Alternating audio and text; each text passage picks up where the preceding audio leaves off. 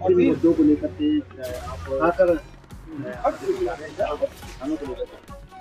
देखो, यहाँ का भी इशू है। फतेहपुर का अभी जो 3 लोगों के मर्डर करे हैं, तो उनके परिवार से मिलने जाएंगे वहां पे। और यहाँ के भी इशू है। यहाँ का भी 8 तारीख को एक प्रोग्राम यहाँ पे रखा है प्रयागराज में, क्योंकि जो बड़े इशू है वो भूमि अधिग्रहण के हैं, पूरे देश भर के हैं। यहाँ पे भी है, जमीन अधिग्रहण हो रही, जमीन एक किस्म से छीनी जा रही। जो तहसील के काम है, एक षड्यंत्र है ये कि जमीन एक दूसरे के नाम पर चढ़ा दी। क्या ये मकसद है कि किसान इकट्ठा ना हो और ये आपस में ही भाई से भाई को लड़ता रहे? किसी के नाम पे 20 बीघे जमीन आनी थी, उसके 5 चढ़ा दी, दूसरे वाले के 17 चढ़ा दी। तो ये जो बड़ा घोलमेल हो रहा है, अधिकारी कर्मचारी सुन नहीं रहे। अगर नपाई होनी है किसी की, मपाई होगी, किसान वहां पे चक्कर काटो जाओ, अधिकारी कर्मचारी उसकी मपाई नहीं करेंगे खेत की, लेकिन कोई व्यापारी हो उसकी तुरंत मपाई होगी। तो ये जमीन छीनने का एक षड्यंत्र पूरे उसमें चला हुआ है।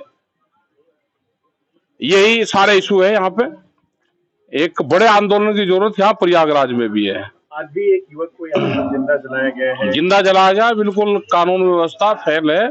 ये वैसे ही कह रहे ऊपर ऊपर से कि कानून व्यवस्था ठीक चल रही, वो नहीं चल रही है।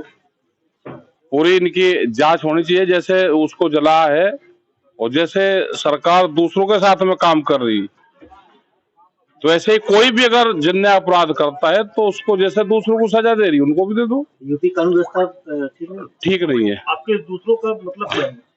दूसरों का मतलब हमने वो जो शब्द है वे ब्लैक लिस्टेड कर दिए। हिंदू मुस्लिम और वक्फ बोर्ड, ये हमने किसान संगठन ने ब्लैक लिस्टेड में डाल दिए। जो शब्द आप पूछना चाह रहे हो ब्लैक लिस्टेड है। एनकाउंटर होना चाहिए आपके कहने का मतलब?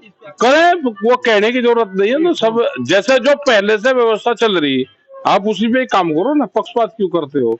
जैसे वहां पे 3 हत्याएं हुई, तो दोनों सजा उनको, जैसे और देते हैं वो सजा, तो दोनों को भी। आप जा रहे हैं मौके? हाँ जाएंगे, हम पूरे परिवार से मिलेंगे और मिल पाएंगे। शाम को मांग करेंगे? मांग ये, एक तो मुआवजे की मांग उनकी हो, एक उनकी सुरक्षा की मांग हो, क्योंकि गवाह होंगे तो उनकी जिम्मेदारी प्रशासन की बनती है कि गवाहों की हत्या ना हो। ये परंपराएं यहाँ पे हैं कि जो गवाह रहता है अब इस तरह के उसमें, तो उनकी भी हत्याओं की आशंका बनी रहती है। हाल ही में वाराणसी में जो भी चीज हो रही है ये गलत है। गैंगरेप हुआ है तो उसकी भी सजा है। किसी के भी साथ में गैंगरेप हो तो उसका जीवन तो बर्बाद होता ही है।